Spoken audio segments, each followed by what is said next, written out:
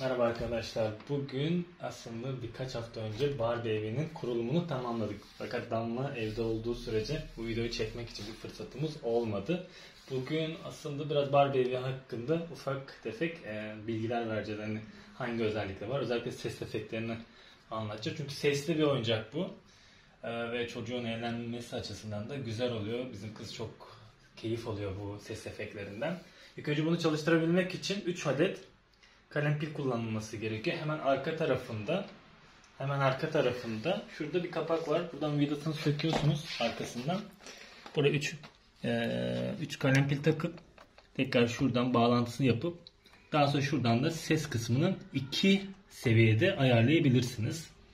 Biz kısık tarafta kullanıyoruz çünkü sabah çok erken açık kullandığı için fazla ses olmaması için oradan ayarı yapabilirsiniz. Şimdi diğer ses efektlerine gelirsek bir tane üst tarafta ses efekti var. Bu daha çok dans müzikleri çalıyor. Şu kısma bastığımızda gördüğünüz gibi müzik çalmaya başlıyor. Bu da birkaç saniye sürüp kendiliğinden otomatik duruyor. Her basışınızda da dans müziğin farklı tarzları ortaya çıkıyor, çalıyor. Gördüğünüz gibi hem renkler değişiyor hem de buradan istediği gibi değiştirebiliyor. Ayrıca bu kısma geldiğimizde burada da birkaç ses efekti var. Mesela bu tuvalet kısmında şu kısma sifona bastığımızda gördüğünüz gibi sifon sesini duyabilirsiniz. Ayrıca duş içinde şu kısımda bir tuşumuz var. Yine buraya bastığınızda, şu kısma bastığınızda duyulduğu gibi yıkanma sesi, duş alma sesi geliyor. Ayrıca aşağıda fırın tarafında yine bir ses kısmımız var. Fırının kapağını açıp kapattığımızda duyduğunuz gibi sayım yapıp daha sonra alarm sesi yapabiliyor.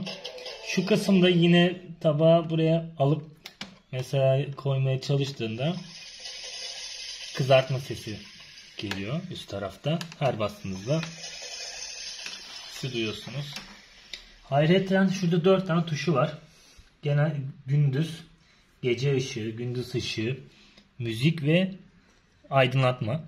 Buna bastığınızda gördüğünüz gibi yeşilleniyor. Her bastığınızda farklı renkler, kırmızı, işte beyaz, mor ve farklı renkleri buradan seçebilirsiniz. Bu taraftan ilk önce şunu söyleyeyim. Burası gündüz ışığı. İşte kuş cıvıltıları ve hafif bir müzik oluyor. Buna bastığınızda gördüğünüz gibi daha farklı sesler oluyor. Daha koyu bir aydınlatma. Buradan da benzer aslında yukarıdaki tuşla buradaki tuş aynı işi görüyor. Buradan da yine dans müziğini buradan açıp kapatabilir. Yani ses efektleri olarak verebileceğimiz örnekler bu kadar aslında. Genel olarak hani konsept olarak baktığınızda çok kullanışlı, çok keyifli bir oyuncak. Damla çok keyifli oynuyor kızımız 4 yaşında. Ayrıca de ufak şeyleri söyleyebilirim. Özellikle mesela bu oradaki yatağı şekilde kapatıp açabiliyor. Sonra aynı şekilde bu kapağın yer kaplamasını istemiyorsa şu şekilde diğer yatağın altına alabiliyor. Başka bir özelliği şu. Yüzme havuzunun 4 tane kurulum şekli var. Biri yine arkaya takabilirsiniz. İsterseniz bunu ön tarafa bu şekilde buradan da takabilirsiniz. İsterseniz şu şekilde takabilirsiniz. İsterseniz bu şekilde takılabilir. 4 farklı yerde konumlandırılabiliyor yüzme havuzu. Ayrıca şey çok güzel. Salıncak kısmı var. Bu salıncağı isterseniz buraya takabilirsiniz. Yine buradan alıp şurada da yine takım yeri var. İsterseniz buraya da takıp burada da Barbie'lerini sallayabilir. Ayrıca şu var. Şey söyleyeyim size. Asansör kısmından da bahsedebilirim. Bu da çok kullanışlı. Şurada bir tuş var. Bu tuşu basmadığınız sürece sistem çalışmıyor ama şuraya bastığınızda istediğiniz kata çıkartıp şuradan yine kapıyı açıp bindirebilirsiniz.